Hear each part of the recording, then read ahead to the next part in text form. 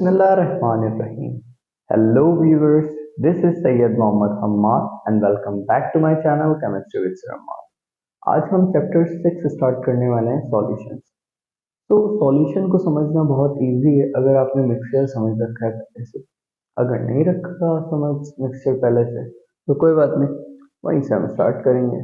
तो मिक्सचर ऐसे स्पीशी को कहा जाता है कि जिसमें दो सब्सटेंस को कंबाइन कर दिया जाए फिजिकली। उनकी कोई क्वांटिटी जो है फिक्स ना रखी जाए, उनकी कंपोजिशन फिक्स ना रखी जाए, जो दो सब्सटेंस को कंबाइन कर दिया जाए। जैसे बहुत से एग्जांपल हमारे पास मौजूद हैं। सपोज कर लेते हैं हम कि वाटर है। वाटर में हमने कंबाइन कर दिया 5 ग्राम सॉल्ट।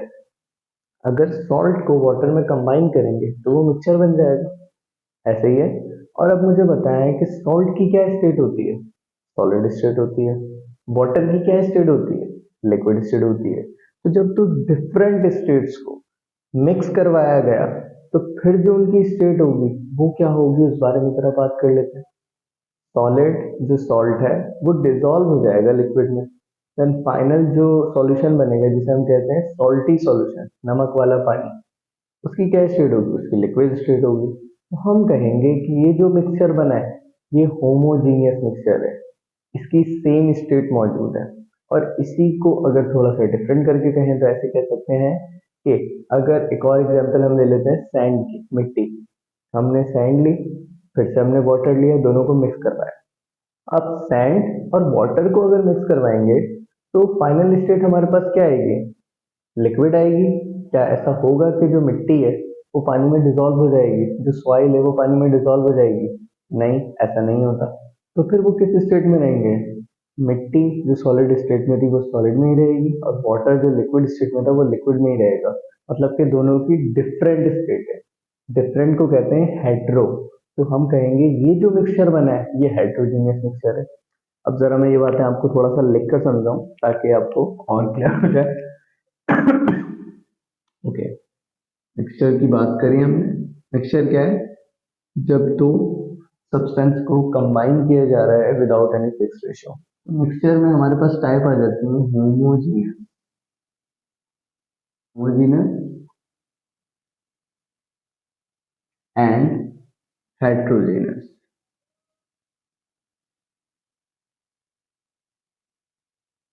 होमोजीनियस मिक्सचर जो है, होमो वर्ड का मतलब आपको पता होना चाहिए सेम, ऐसा मिक्सचर जो सेम स्टेट में आता है। हेट्रोजीनियस मतलब कि जो डिफरेंट स्टेट में ही रहेगा। कौन सी state? Solid liquid gas state की बात हो रही है। अच्छा, होमोजीनियस मिक्सचर के लिए हमारे पास एग्जांपल है तो मैं भी आपको दे चुका हूं कि हमने लिया वाटर,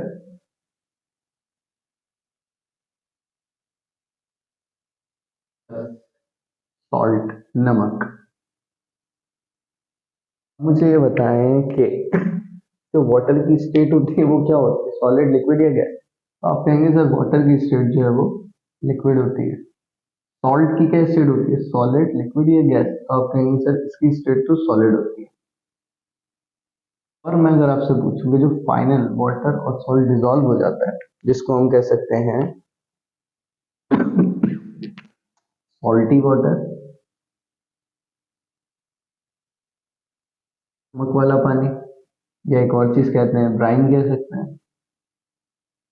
अगर आपसे पूछूं कि सॉल्टी वाटर की जो स्टेट होती है नमक वाले पानी की वो क्या होती है, आप कहेंगे सर वो भी लिक्विड ही होती है, क्योंकि सॉल्ट जो है वो वाटर में डिसॉल्व हो चुका होता है। तो मैं आपसे कहूंगा बेटा कि जो सॉल्टी वाटर है वो एक मिक्सचर है, दो चीजों को कंबाइन करके बनाया गया है। दो डिफरेंट स्टेट थी, उनको कंबाइन करा तो वो सेम स्टेट में आ गए, दोनों लिक्विड स्टेट में आ गई। इस तरह का मिक्सचर होमोजीनियस मिक्सचर कहलाता है और इसी को हम सॉल्यूशन कहते हैं। देखें सॉल्यूशन की डेफिनेशन क्या लिखी हुई है? होमोजीनियस मिक्सचर ऑफ टू और मोर सब्सटेंस, दो या दो से ज्यादा सब्सटेंस को आपने कंबाइन करा और वो सेम स्टेट में आ गया, उसने जो मिक्सचर बनाया वो होमोजीनियस मिक्सचर बनाया, मतलब सेम स्टेट में आ गया। तो इस तरह के होमोजीनियस मिक्सचर को हम सॉल्यूशन कहते हैं। एंड हमने यहाँ क्या एग्जांपल ली थी? हमने वाटर यूज करा प्लस सैंड, मिट्टी जो होती है वो यूज करी। अब अगर वाटर की बात करी जाए तो वाटर की स्टेट लिक्विड होती है, सैंड की स्टेट सॉलिड होती है। ठीक है, अगर इन दोनों को कंबाइन किया जाए तो क्या बनता है, MUD, मड यानी कीचड़। अब मैं आपसे पूछूं कि जो मिट्टी पानी में डिजॉल्व होती है तो आप कहेंगे नहीं होती। तो फिर मैं आपसे पूछता हूँ कि क्या मड की स्टेट जो है वो सॉलिड है, तो आप कहेंगे नहीं सर सॉलिड तो नहीं होती। मैं पूछूंगा लिक्विड है, तो आपको 1 मिनट के लिए स्टॉप कर दोगे कि लगेगा कि हाँ लिक्विड है। लिक्विड बेटा हम तब कहेंगे कि जब मिट्टी पानी में डिजॉल्व हो जाती है, बट डिजॉल्व नहीं होती है ना, तो लिक्विड भी हम इसे नहीं कह सकते। और अगर मैं आपसे पूछूं कि हम ना उसे सॉलिड कहते हैं ना लिक्विड कहते हैं, हम कहेंगे सर ये सॉलिड भी है और लिक्विड भी है, तो आप कहेंगे हाँ सर ऐसा होता है, क्योंकि मिट्टी पानी में डिजॉल्व नहीं होती, बस क्या होगा गीली हो जाएगी, मॉइस्ट कंडीशन में आ जाएगी, बट वो जो है डिजॉल्व नहीं होती। तो हम कह सकते हैं कि मड जो है वो सॉलिड प्लस लिक्विड स्टेट में होती है। और एक बात, ये जो मिक्सचर बना है, जो मड का मिक्सचर है, वो दो डिफरेंट स्टेट से मिलकर बना है, और जो डिफरेंट स्टेट से मिलके बनने के बावजूद भी डिफरेंट स्टेट में ही रहे, सेम स्टेट में ना आए, इस तरह के मिक्सचर को हेट्रोजीनियस मिक्सचर कहते हैं। और इसी को सस्पेंशन भी कहते हैं, जो भी हम आगे जाके पढ़ेंगे कि सस्पेंशन क्या होता है। तो एक बात हमें समझ में आ गई, हेट्रोजीनियस मिक्सचर मतलब सस्पेंशन, होमोजीनियस मिक्सचर मतलब सॉल्यूशन। तो बहुत सिंपल सी बात थी सॉल्यूशन की, ये वाली बात तो आपको समझ में आ ही गई होगी। अब आगे बढ़ते हैं, और बहुत एक आसान सा टॉपिक है, जो अपने टाइम पे ये टॉपिक्स मुझे बहुत आसानी से समझ में आ गए थे, तो मैं कोशिश करूंगा कि आपको भी अभी अच्छे से समझ में चीजें आ जाए। चलें, अब हम बात करने वाले हैं सॉल्यूशन के बारे में। तो हम एक सॉल्यूशन जैसे बना रहे हैं सपोज दैट, तो अगर मैं आपसे पूछूं कि बेटा सॉल्यूशन में क्या रिक्वायर्ड होगा, तो आप कहेंगे सर सॉल्यूशन बनाने में दो चीजें रिक्वायर्ड होती हैं, उन दोनों चीजों को हम मिक्स बनाते हैं, मिक्सचर बनाते हैं, अगर होमोजेनियस मिक्सचर बन जाता है तो सॉल्यूशन बन जाता है। ऐसे ही है। और हमने एग्जाम्पल क्या ली थी, हमने एग्जाम्पल ली थी कि हमने वाटर लिया, ठीक है, और हमने उसमें इंट्रोड्यूस करवा दिया सॉल्ट को, हमने उसमें सॉल्ट के जो पार्टिकल्स हैं उन्हें इंट्रोड्यूस करवाया। देन सो ऑन, ये सॉल्ट वाटर में जाके जो है वो डिजॉल्व हो जाएगा। ठीक है,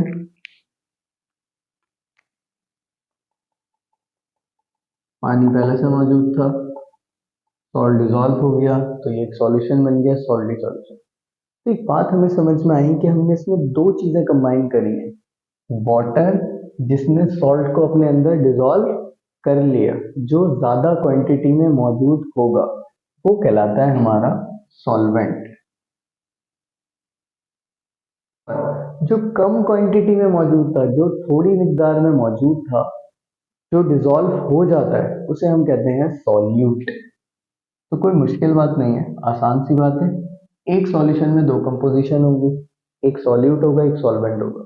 सॉल्वेंट वो जो अपने अंदर डिजॉल्व कर लेगा, सॉल्यूट वो जो डिजॉल्व हो जाएगा और कम क्वांटिटी में होगा मोस्टली। तो यहाँ तक हमें बात समझ में आ गई कि सॉल्यूट का मतलब क्या है, कॉम्पोनेंट ऑफ सॉल्यूशन, सॉल्यूशन का हिस्सा है, प्रेजेंट हाजिर होगा इन स्मॉलर क्वांटिटी, कम मिकदार में। ठीक है, और अगर सॉल्वेंट की बात करें तो कंपोनेंट ऑफ सॉल्यूशन, सॉल्यूशन का हिस्सा है, प्रेजेंट होगा हाजिर होगा इन लार्ज क्वांटिटी, ज्यादा क्वांटिटी में as compare to solid. Simple सी बातें भी समझ में आ गई। अब आगे बढ़ते हैं, एक एग्जाम्पल है और 3 टॉपिक है। एक एग्जाम्पल अगर समझ में आ गई तो 3 टॉपिक भी आपको हैंड टू हैंड जो है समझ में आ जाएंगे। अब हम एक एग्जाम्पल ले लेते हैं, सपोज दैट हमने एक एग्जाम्पल ली के एक वेसल है जो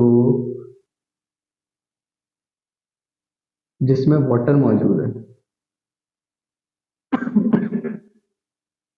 वाटर मौजूद है इसमें 25 ml, सपोज कर लेते हैं H2 मौजूद है। ठीक है, रूम टेम्परेचर पर, ये टॉपिक का नाम है अनसेचुरेटेड सॉल्यूशन। सॉल्यूशंस की बेसिकली कुछ टाइप्स हैं, उन टाइप्स को समझने के लिए हमें एग्जाम्पल समझना जरूरी है। तो हम पहली एग्जांपल पढ़ रहे हैं अनसैचुरेटेड सॉल्यूशन। सॉल्यूशन तो आपको पता है, होमोजेनियस मिक्सचर होगा, दो चीजों को कंबाइन किया जा रहा होगा। जिन दो चीजों को कंबाइन किया जा रहा होगा, एक सॉल्यूट होगी और एक सॉल्वेंट होगी। तो हमने कहा एक वेसल में 25 ml वाटर मौजूद है। अब नॉर्मल सी एक बात हम सपोज कर लेते हैं, क्या सपोज कर लेते हैं कि अगर 25 ml वाटर मौजूद है H2, तो उसमें इजीली रूम टेम्परेचर के लिहाज से बिना कोई टेम्परेचर दिए हम उसमें 15 ग्राम सॉल्ट डिसॉल्व कर सकते हैं, इजीली डिसॉल्व कर सकते हैं। ये बात आपको सपोज कर लेनी है, क्या कि एक गिलास पानी है, 25 ml वाटर है, उसमें हम 15 ग्राम सॉल्ट को डिसॉल्व आराम से कर सकते हैं। अब एक वर्ड है, क्या वर्ड है? सैचुरेट। सैचुरेट का मतलब है मुकम्मल, ठीक है। एक वर्ड है अनसैचुरेट, उसका मतलब है गैर मुकम्मल। एक है सुपर सैचुरेट। सैचुरेट का मतलब मुकम्मल, सुपर जब आ जाएगा तो मतलब कि टेम्परेचर दिया जा रहा है, टेम्परेचर देने के बाद वो सैचुरेट हुआ है, ठीक है। ये क्या कह रहा हूं मैं, आपको इजीली समझ में आएगा एक टाइमलाइन के जरिए। ये हमने बना दी एक टाइमलाइन। इस वाटर की लिमिट है कि ये 15 ग्राम तक सॉल्ट को अपने अंदर डिसॉल्व कर सकता है रूम टेम्परेचर। हमने क्या किया, हमने इसमें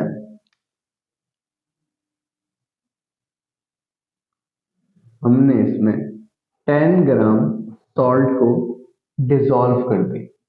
तो क्या 10 ग्राम सॉल्ट इसमें डिसॉल्व हो सकता है? तो आप कहेंगे यस सर बिल्कुल, इसकी लिमिट तो 15 ग्राम है, हम तो सिर्फ 10 ग्राम कर रहे हैं, अभी भी 5 बाकी, अगर करना चाहें तो कर सकते हैं। तो मैं आपसे कह रहा हूं कि ठीक है, 10 ग्राम तक हमने इसमें सॉल्ट कंप्लीट कर दिया, डिसॉल्व कर दिया। अब अगर 10 ग्राम तक हमने सॉल्ट डिसॉल्व कर दिया ना, तो हम उस कंडीशन, उस सॉल्यूशन को क्या कहेंगे? हम उसे कहेंगे अनसैचुरेटेड। अनसैचुरेटेड क्यों? क्योंकि उसकी वो लिमिट तक नहीं पहुंचा, उसकी लिमिट से पहले है, अभी काफी पहले, 5 ग्राम पहले तक हमने शामिल किया। तो हम अगर यहाँ लाइट पड़ रही हो तो मैं पढ़कर बता देता हूँ क्या लिखा हुआ है। अनसैचुरेटेड सॉल्यूशन में मोर कैन डिसॉल्व, मतलब कि अगर हम और सॉल्यूट डिसॉल्व करना चाहें, और नमक डिसॉल्व करना चाहें 5 ग्राम, तो कर सकते हैं। यस सर बिल्कुल कर सकते हैं। तो ऐसा सॉल्यूशन जिसमें और सॉल्यूट डिसॉल्व हो सकता है रूम टेम्परेचर पे, वो हमारा अनसैचुरेटेड सॉल्यूशन कहलाता है। सिंपल सी बात है। अगर ये बात समझ में आ गई तो आगे वाली दो बातें बहुत इजीली समझ में आ जाएंगी। अब आगे वाली दो बातों में क्या कहा जा रहा है, ये वाली लाइन आपने याद रखनी है। आगे वाली दो लाइनों में क्या कहा जा रहा है? अनसैचुरेटेड सॉल्यूशन की एग्जांपल हमने आपको बता दी, और वो एग्जांपल क्या थी उसको जरा मैं लिख देता हूँ दोबारा। अनसैचुरेटेड सॉल्यूशन ए, और इसमें हमने कहा था कि 25 ml वाटर मौजूद है H2O, इसमें हमने 10 ग्राम सॉल्ट इंट्रोड्यूस करवा दिया, ठीक है। और हो कितना सकता था? उसकी लिमिट थी 15 ग्राम तक। अब हम कह रहे हैं अनसैचुरेटेड तो हो गया, अब हम बोल रहे हैं सैचुरेटेड। तो अगर आपको फर्स्ट टॉपिक समझ आ गया ना, तो आप आसानी से बता सकते हो कि सर सैचुरेटेड सॉल्यूशन क्या होता होगा। क्या बता सकते हो आप? देखो 25 ml वाटर फिर से हमने लिया, जो करा था ये अलग है। इसमें 25 ml वाटर,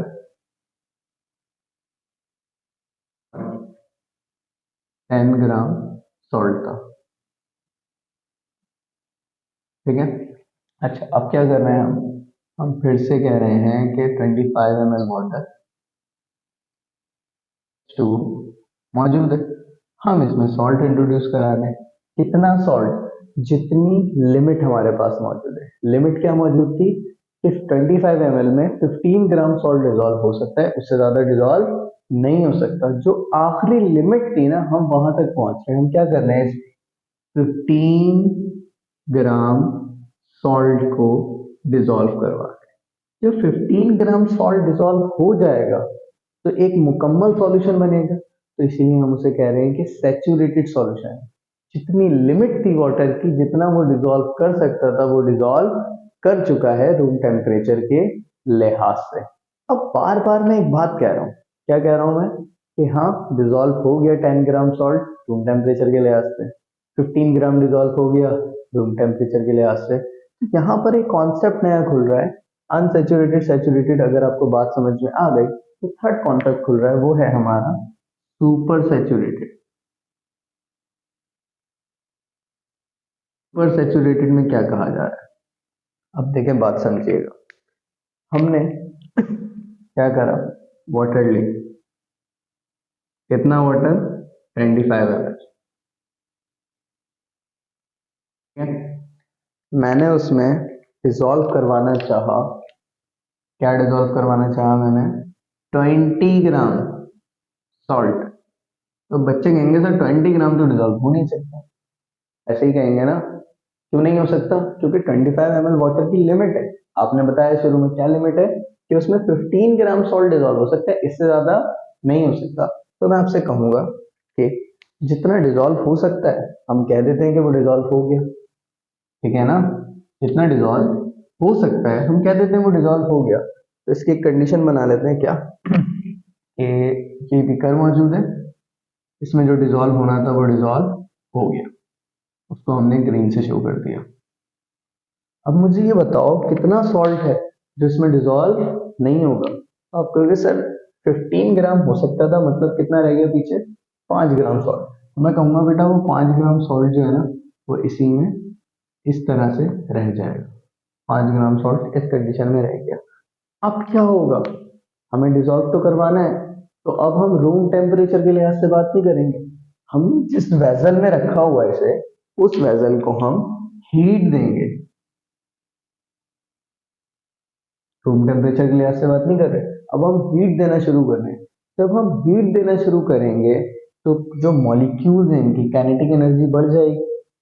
जब काइनेटिक एनर्जी बढ़ जाएगी तो ये डिसॉल्व हो जाएगा। मतलब एक बात समझ में आई हमें कि एक लिमिट थी, क्या लिमिट थी, 15 ग्राम तक की। एक वाटर 25 ml था, उसकी लिमिट थी 15 ग्राम तक की।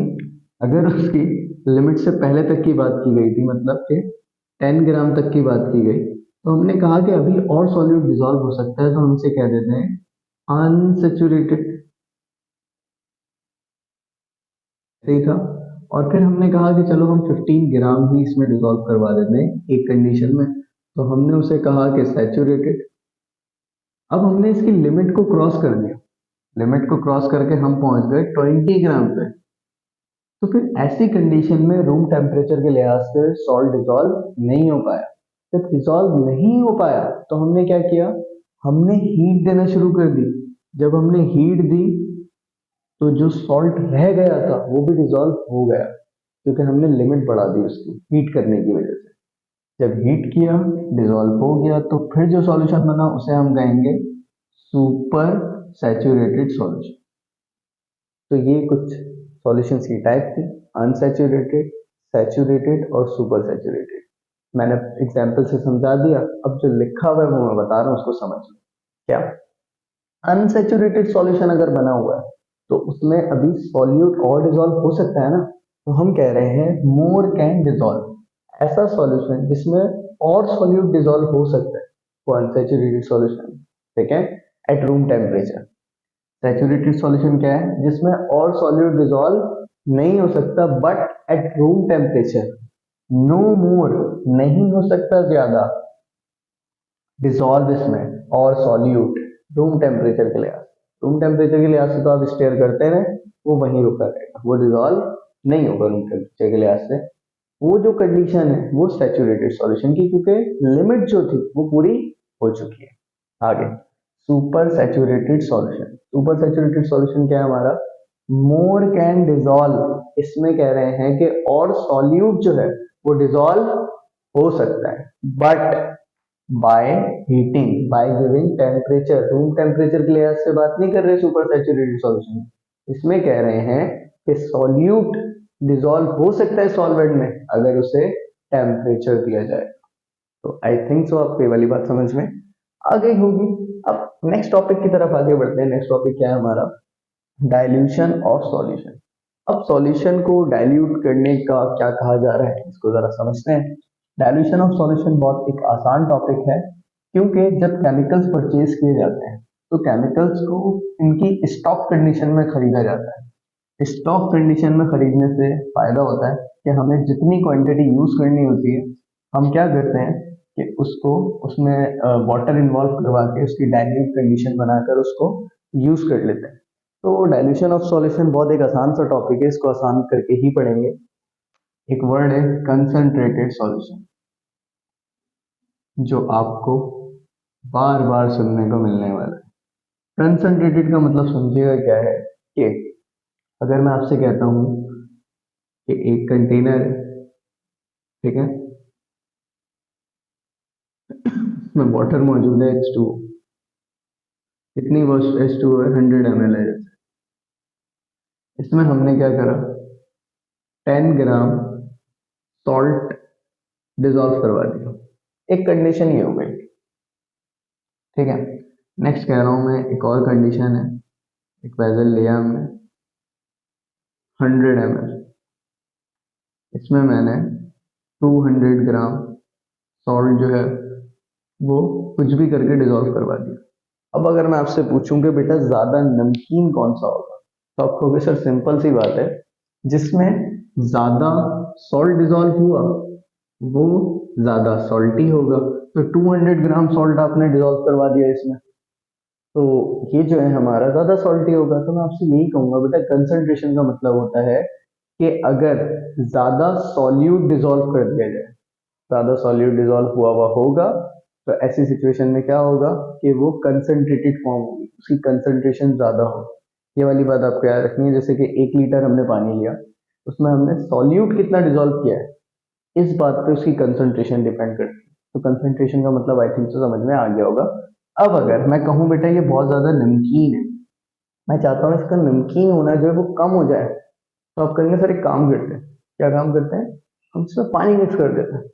अगर पानी मिक्स कर देंगे, जैसे 100 ml था ना, मैं कहता हूँ कि मैं यहाँ पर 5 लीटर इसमें और इंट्रोड्यूस करा देता हूँ, तो क्या जो इसका नमकीन होना है, जो नमक होना है इसमें, वो कम नहीं हो जाएगा?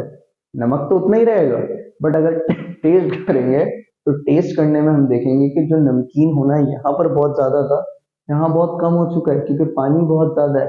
तो सिंपल सी बात है कि जो हम केमिकल्स परचेज करके लाते हैं वो किस कंडीशन में होते हैं, कंसंट्रेटेड कंडीशन में, या एक और वर्ड यूज करा जाता है स्टॉक कंडीशन में। हम उसमें वाटर को इंट्रोड्यूस करवाते हैं, वाटर को इंट्रोड्यूस करवाने के बाद हमें जो कंडीशन मिलती है वो कहलाती है डाइल्यूट। डाइल्यूट क्यों? क्योंकि इसमें वाटर को हमने इंट्रोड्यूस करा है, इसकी जो कंसंट्रेशन थी, जो इसमें ज्यादा सॉल्यूट डिजोल्व हुआ था, अब वो उतना डिजोल्व नहीं रहा। हमने क्या करा, वाटर को इंट्रोड्यूस करा दिया, उसका वॉल्यूम बढ़ा दिया। तो सिंपल सी अब एक बात, लास्ट जो फॉर्मूला है इस टॉपिक का उसको समझ लेते हैं, वो क्या है। टॉपिक का फॉर्मूला है हमारा कंसंट्रेटेड सॉल्यूशन बराबर होता है डाइल्यूट सॉल्यूशन के।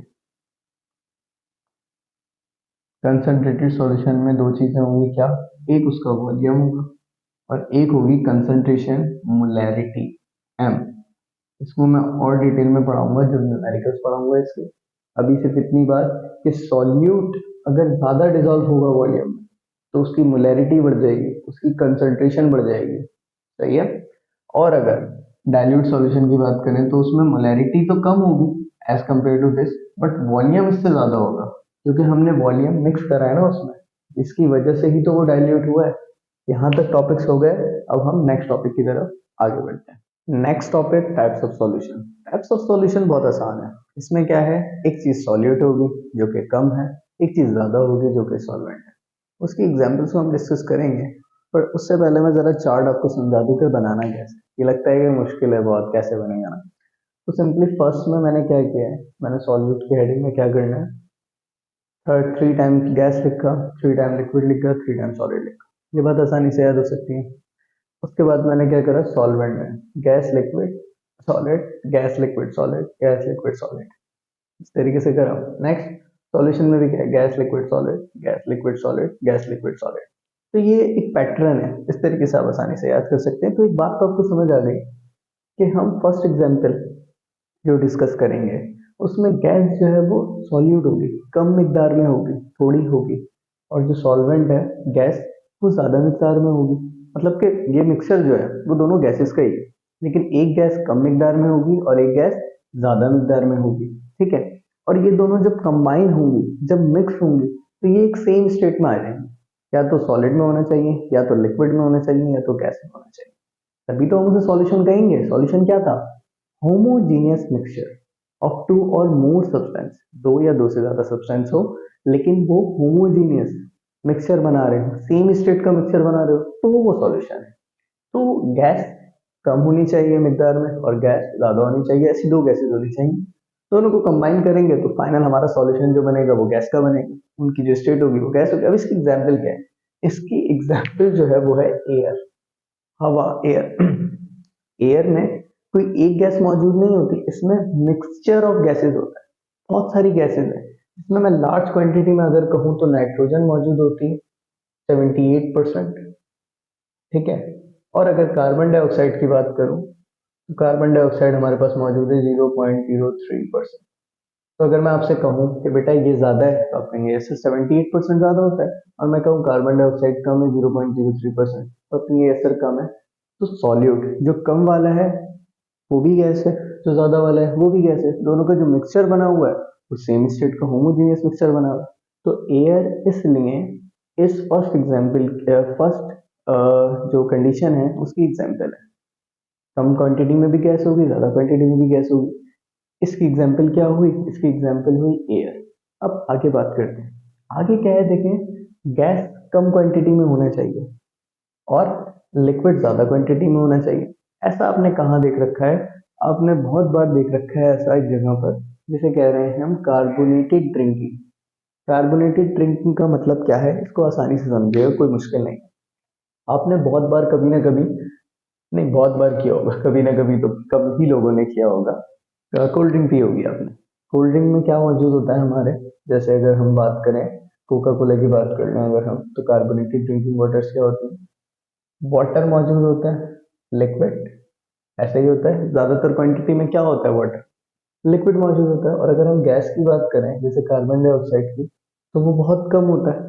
ठीक है, तो कम क्वांटिटी में गैस और ज्यादा क्वांटिटी में अगर लिक्विड मौजूद है और ये दोनों कंबाइन हो रहे हैं, तो इसकी एग्जाम्पल को हम बोलते हैं कार्बोनेटेड ड्रिंक्स में। ठीक है, और एक बात कि जब गैस और लिक्विड को डिसॉल्व करवा दिया गया है तो आपको फाइनल क्या कंडीशन नजर आती है? आपको लिक्विड की कंडीशन नजर आती है। अगर मैं आपसे पूछूं कोल्ड ड्रिंक सॉलिड होती है, लिक्विड होती है, गैस होती है, तो आप हंसोगे, अरे ये कैसे सवाल है, लिक्विड ही होती है। तो बिल्कुल लिक्विड होती है, लेकिन उसको बनाने में दो चीजें लगी होती है। कौन कौन सी चीजें?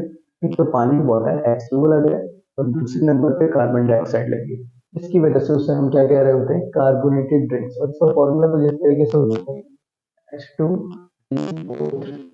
रख लो, हो सकता है किसी एमसीक्यूज में काम आए। कार्बोनिक एसिड का फॉर्मूला होता है कार्बोनेटेड ड्रिंक्स नहीं। आगे बढ़ो, गैस होना चाहिए कम मिकदार में, और सॉलिड जो है वो ज्यादा मिकदार में होना चाहिए। तो इसके लिए थोड़ा सा और मेरी गलती नहीं निकालनी। मेरी गलती आप क्या निकाल रहे होगे? सर एब्जॉर्प्शन की स्पेलिंग आपने गलत लिखी है, तो बात याद रखें, एब्जॉर्प्शन अलग वर्ड है, एब्जॉर्प्शन अलग वर्ड है। क्या फर्क है इन दोनों में? अगर मैं सपोज दैट एक इंक पॉट लेता हूँ, ठीक है, मैंने एक इंक पॉट लिया, उस इंक पॉट में मैंने क्या करा? मैंने डस्टर लिया, जो फॉर्म का डस्टर होता है, और उसे डिप करवा दिया। तो क्या होगा? आप कहोगे सर फॉर्म जो है वो पूरी इंक को अपने अंदर एब्सॉर्ब कर लेगा, जज्ब कर लेगा, यही कहोगे। एक कंडीशन ये होगी। दूसरी कंडीशन, मैंने चौक को लिया, चौक को लेने के बाद मैंने डिप करा इंक में और फिर निकाल लिया। तो अब यहाँ पर भी आप कहोगे सर अभी भी तो एब्सॉर्ब ही हुआ है। तो मैं कहूंगा अगर मैं चौक को लूँ और चौक को मैं हल्के हल्के उसकी लेयर्स हटाना शुरू करूँ, तो क्या ऐसा होगा कि अंदर से व्हाइट चॉक निकल कर आएगी? क्योंकि जो इंक है उसने रिएक्ट किससे करा होगा? अपर लेयर से रिएक्ट करा होगा सर। ऐसे ही है ना, पूरे अंदर तक तो चॉक में नहीं पहुंच गई, फॉर्म में पहुंच सकती है, बट चॉक को बहुत देर रखेंगे तो पहुंच सकती है। हमने जस्ट एब्जॉर्ब करवाया और निकाल लिया फॉर्म। तो हम जो एक्सटर्नल लेयर को सिर्फ इफेक्ट करें, ऐसा इफेक्ट क्या कहलाता है? एडसॉर्प्शन कहलाता है। तो सिंपल सी बात है कि हम मेटल की रॉड्स के बारे में अगर बात करें, मेटल्स की बात करें, मेटल्स का जो एटम होता है उसका साइज बहुत बड़ा होता है। इसको कैसे समझ सकते हैं, देखिए यहाँ पर समझाता हूँ मैं आपको कि मेटल्स की बात कर रहे हैं। मेटल्स के एटम का साइज जो है वो बहुत बड़ा होता है। आई थिंक सो ये वाली बात आपको समझ में आ रही होगी कि मेटल्स की सर ने बात करी। मेटल्स में हमारा सॉलिड मतलब सॉल्वेंट होना चाहिए, ठीक है, और जो कम क्वांटिटी में होना चाहिए वो गैस है। तो होता ये है कि जो मेटल्स है, मेटल गैसेस होती है कभी जैसे H2 में, वो आकर इसमें अपनी जगह बनाना चाहती है, ठीक है, और जगह बना लेती है। तो इस H2 का इन एलिमेंट्स में, इन मेटल्स में एडसॉर्ब हो जाना भी मिक्सचर कहलाता है, ठीक है। इसीलिए हमने लिखा है absorption of H2, H2 gas के एब्जॉर्प्शन मेटल इसकी एग्जांपल हो सकती है। ये थोड़ा सा कॉन्सेप्चुअल है और इम्पोर्टेंट है। ये आपको तभी समझ आएगा जब आप जब खुद सुनेंगे मेरे बारे में। आगे बढ़ते हैं, आसान है। अगर हम लिक्विड की बात करें, लिक्विड कम क्वांटिटी में, गैस ज्यादा क्वांटिटी। फाइनल इन दोनों का जो सॉल्यूशन बनेगा वो हमारा किस तरीके का बनेगा, गैस की कंडीशन में बनेगा, ठीक है। अब इसको हमने कहाँ देख रखा है कि लिक्विड जो है वो हमारा कम क्वांटिटी में हो और गैस जो है वो हमारा ज्यादा क्वांटिटी में हो। वाटर वेपर्स की बात करें, ठीक है, या फिर फॉग की बात करें जो हमें धुआं धुआं सा नजर आ रहा होता है, ठीक है, उसमें हमें कहें कि लिक्विड होता है तो आप समझ से लिक्विड तो नहीं होता। हाँ, ना के बराबर होता है लेकिन बहुत थोड़ी मिकदार में होता है। तो हम कह रहे हैं कि सॉल्यूट कम होता है और गैस जो है वो हमारी सॉल्वेंट है इसलिए ज्यादा मिकदार में होती है। तो फॉग के एग्जाम्पल को हम आसानी से समझ सकते हैं। नेक्स्ट एग्जाम्पल तो बहुत ज्यादा आसान है, इसको तो बहुत इजीली समझ सकते हैं। वो क्या है, लिक्विड एंड लिक्विड दोनों को कंबाइन कर रहे हैं, एक मिक्सचर बना रहे हैं, तो फाइनल स्टेट आ रही है वो भी लिक्विड है। तो इसके लिए मैंने लिखा है लेमनेट, लींबू पानी जो होता है। हमने पानी लिया, ठीक है, उसमें लींबू के ड्रॉप्स मिलाए। लींबू के ड्रॉप्स क्या है, सॉलिड है लिक्विड है, क्या है, लिक्विड है। लींबू के ड्रॉप्स लिक्विड और वाटर लिक्विड। लींबू के ड्रॉप्स जो है वो हम कम यूज करते हैं तो वो सॉल्यूट है। वाटर हम ज्यादा यूज करते हैं तो वो सॉल्वेंट है।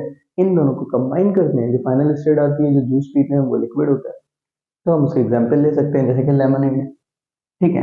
नेक्स्ट आगे बढ़ते हैं। लिक्विड कम क्वांटिटी में, सॉलिड ज्यादा क्वांटिटी, और फाइनल कंडीशन हमारी सॉलिड आनी चाहिए, ठीक है। तो एक बात को समझते हैं हम यहाँ पर, क्या, डो, आटे का जो डो होता है। अम्मी को कभी ना कभी खाना पकाते हुए तो देखा है, उसमें अम्मी जो आटा होता है उसको गूंद लेती है। गूंदने के बाद क्या होता है, उसे रोटी बनाने से पहले उसके डो बनाकर रख देती है। तो वो जो डो होता है उसमें आटा ज्यादा मिकदार में होता है तो हम उसे क्या कहेंगे, सॉलिड है, ठीक है। और जो कम मिकदार में यूज करते हैं वो क्या होता है, पानी होता है, लिक्विड होता है। तो लिक्विड कम यूज करा, सॉलिड ज्यादा यूज करा, दोनों को मिक्स करा, फाइनल स्टेट सॉलिड बनी, और उसको हम क्या कहते हैं, डो कहते हैं। नेक्स्ट, आपने किसी न किसी को कभी ना कभी स्मोक करते हुए देखा होगा, जो स्मोकिंग कर रहे होते हैं, या फिर आपने गाड़ियों से निकलने वाला स्मोक देखा होगा। तो उसमें क्या होता है बेटा, उसमें सॉलिड के कुछ पार्टिकल्स मौजूद होते हैं, कार्बन पार्टिकल्स होते हैं, बहुत थोड़े पार्टिकल्स होते हैं कार्बन के, सॉलिड के, वो मिक्स हुए हुए होते हैं गैस के साथ। और इतने थोड़े होते हैं कि हमें सिर्फ गैस ही नजर आती है, तो सिर्फ धुआं होता हुआ नजर आता है। अभी पिछले दिनों क्लास में पढ़ाते हुए एक स्टूडेंट कह रहा था कि सर जो स्मोक होता है वो हमारा गैस कंडीशन में होता है। तो अब मैंने उसे जवाब नहीं दिया क्योंकि हमारा ये चैप्टर अभी तक स्कूल में स्टार्ट ही नहीं हुआ। तो सिंपल सा उसका आंसर ये है, अगर आप देख रहे हो तो सॉलिड कम क्वांटिटी में थोड़े पार्टिकल्स, गैस ज्यादा क्वांटिटी में ज्यादा पार्टिकल, दोनों जब कंबाइन हुए तो फाइनल स्टेट हमें धुएं की क्या दिख रही है, गैस दिख रही होती है। तो उसे हम क्या कह रहे होते हैं, स्मोक कह रहे होते हैं, इसकी एग्जाम्पल। आगे बढ़ते हैं, सॉलिड कम क्वांटिटी में, लिक्विड ज्यादा क्वांटिटी में। तो ये एग्जाम्पल तो हम अभी काफी बार डिस्कस कर चुके हैं। हमने वाटर लिया, वाटर में हमने थोड़ा सा नमक डिजोल्व करा लिया, वाटर ज्यादा क्वांटिटी में मतलब सॉल्वेंट है। सॉल्ट सॉलिड कंडीशन में कम मिकदार में है, अगर उसे हम डिजोल्व करवा देंगे तो वो इसका एग्जाम्पल बन सकता है। फाइनल स्टेट जो होती है उसकी क्या होती है, लिक्विड होती है। हम कह सकते हैं सॉल्ट इन वाटर, पानी में नमक डिजोल्व हुआ हुआ। एक और बात कह सकते हैं, क्या कह सकते हैं हम इसे, brine, saturated solution of NaCl in water, मतलब पानी और नमक को मुकम्मल तौर पे डिजोल्व करवा दे तो उसे ब्राइन कहा जाता है। इस एग्जाम्पल को भी ब्राइन भी लिख सकते हैं हम यहाँ पर, ठीक है, ये भी लिख सकते हैं। आगे बढ़ते हैं, सॉलिड जो हो वो कम मिकदार में हो और सॉलिड ही ज्यादा मिकदार में, और जो फाइनल स्टेट है वो सॉलिड ही है। तो इसकी एग्जाम्पल ऐसे ले सकते हैं हम कि कुछ एलॉस पढ़ेंगे आप। एलॉस क्या होते हैं कि जब दो मेटल्स को पिघलाकर कंबाइन किया जाए अच्छा, ये हमारे साथ एक स्कैम भी होता है। क्या स्कैम होता है कि हम कभी घर की वायरिंग करवानी हो ना, तो हम वायर खरीदने जाते हैं। तो हम कॉपर वायर खरीदने जाते हैं क्योंकि गुड कंडक्टर ऑफ इलेक्ट्रिसिटी है। बट क्या होता है, वहाँ पर कॉपर के साथ हमें दूसरी मेटल जो होते हैं वो भी कंबाइन हुए हुए मिल जाते हैं। हमें बहुत गुस्सा आता है, ये क्या हो गया।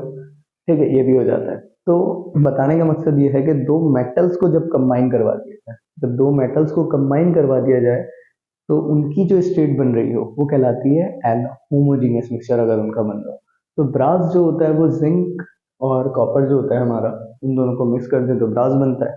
तो कह रहे हैं ब्रास एंड एलो में कम क्वांटिटी में एक मेटल यूज हो रहा है और एक ज्यादा क्वांटिटी में यूज हो रहा है, दोनों मेटल सॉलिड है। तो ये इसकी एग्जाम्पल हो सकती है। Thank you so much.